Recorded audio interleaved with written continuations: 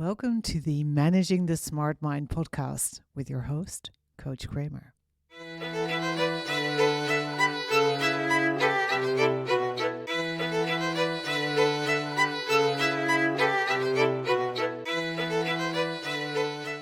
This is episode 19, Honoring Your Need to Be Alone.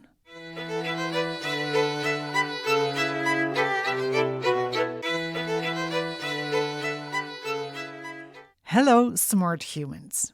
This week, I want to talk about something that comes up a lot in my coaching practice, the need to be alone. And today I'm going to cover how and why the desire to be alone is often stigmatized, especially if you're a woman or identify as a woman, why smart people often need more alone time than average, how to figure out whether you're avoiding social contact because of other issues or just generally want and need to be alone, and how to effectively communicate your need to be alone and to organize it. But first, a little bit of my own story and how much alone time I need and organize in my life and work.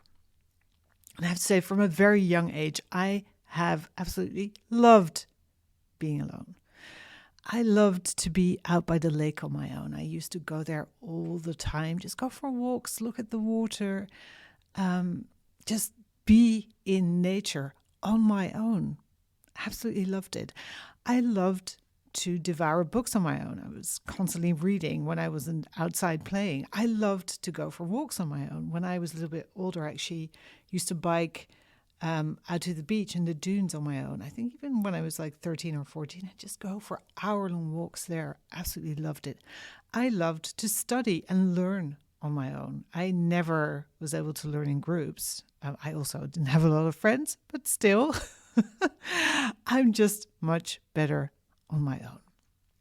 And my parents and teachers were very worried about this very odd behavior, and they tried to correct it to make me more sociable. They were constantly telling me to go outside and play with other people, to make friends, right? To not be in my room by myself all the time, that it wasn't healthy. But this didn't work, other than making me feel very bad about myself, because I just reverted to being alone as soon as I could. And when I became a teenager, I actually started traveling alone. And I have to say, I have never stopped. I have been to Japan, to the US, all over Europe on my own. It is the best. And it's also the best thing for my brain, for my smart neurodivergent brain. Every morning, except Sundays, I go to my studio. I go for walks on my own. And even though I have the most wonderful family, I still travel alone as well, a lot. And of course, I'm not really what other people might consider normal. This is just what works for me. For me, it's quote unquote normal to spend maybe 50 or 60 hours a week alone on my own. And if you too are an outlier when it comes to your brain, odds are that you're also an outlier when it comes to the need to be alone. And you may actually be judging yourself for this. And that isn't strange, right? Because the desire to be alone is often stigmatized, especially when it comes to women. And of course, from a biological perspective, historically, being alone is a bad idea, right? Humans are wired to survive in tribes. There is safety in numbers. So the more primitive part of our brain may not like you going off on your own, nor may the people in your social circle. And from a societal perspective, it is definitely discouraged and judged, right? If you want to be alone, there must be something wrong with you. Don't you like people? Then you're not social, you're not well adjusted, etc. Especially if you identify as a woman, because you're supposed to be loving and nurturing and all about connecting, right? That's supposed to nourish you. And of course, for centuries, it simply wasn't safe to be alone as a woman, and it still isn't sometimes, sadly. But even in the 20th and 21st centuries, when living, traveling, spending time as a woman became possible, it was still seen and still is seen as an aberration. Interestingly, Men who want to spend lots of time alone are categorized as, for example, adventurers, geniuses, inventors, spiritual leaders, etc. Women, not so much. I think crazy cat lady is one of the more flattering labels people tend to use for women who want to be alone. I'm not even going to list the others. But even though it's worse for women, men and children who love their own company can get in trouble too. Children who want to be alone, like me, are thought to be emotionally challenged and in need of fixing.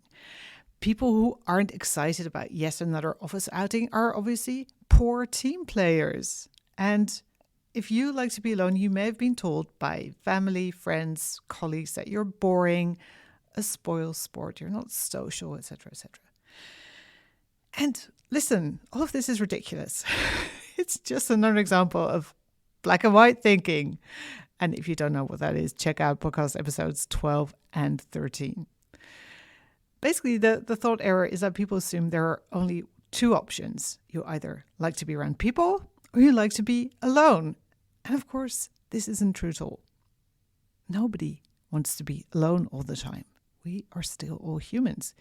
And nobody, I assume, wants to be surrounded by people all the time. You can write in if I'm wrong about this.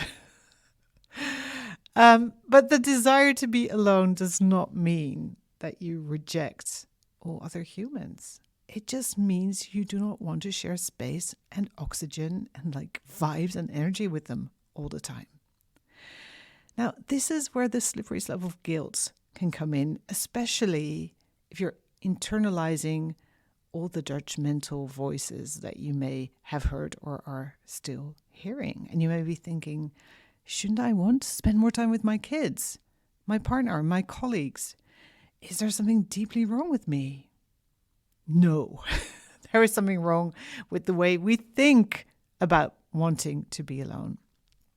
Wanting to be alone does not equal rejecting loved ones. It just means that you have a higher than average need to have your own space to think, to feel, to process, to ponder, to recharge. It isn't bad. It isn't good. It's just a neutral fact.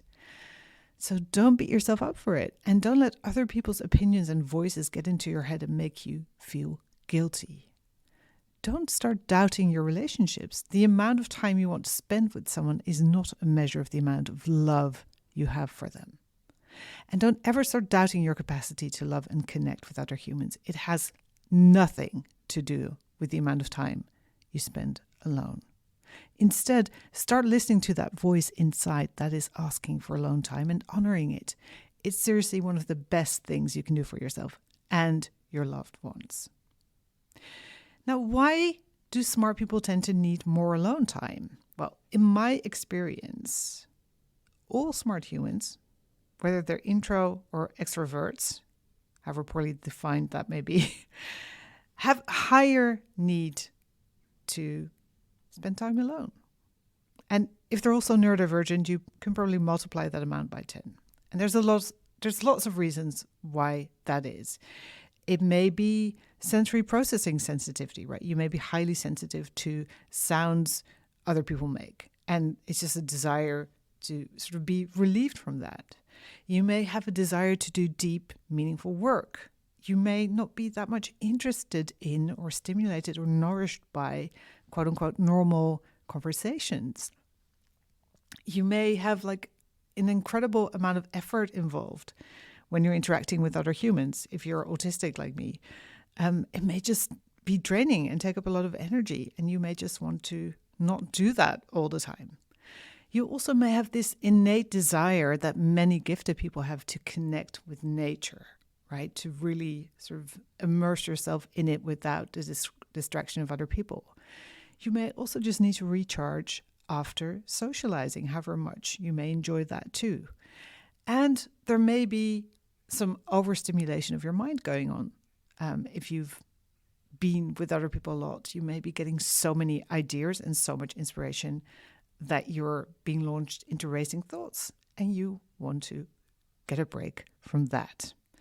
And there are many, many more reasons why smart people tend to want to be alone. But as you can see, there's two broad categories. There's the desire for undisturbed time, for deep thinking, creativity, making new connections, etc., maybe integrating learning.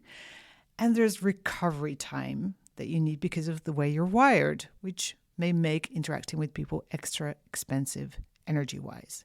And both are massively important and should be honored.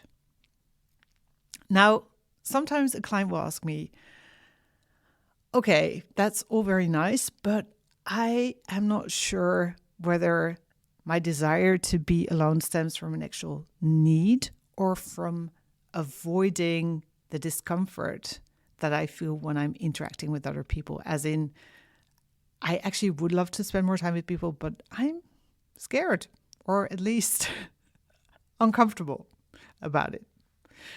So, are you using your different brain as an excuse to hide from life? Probably not, right?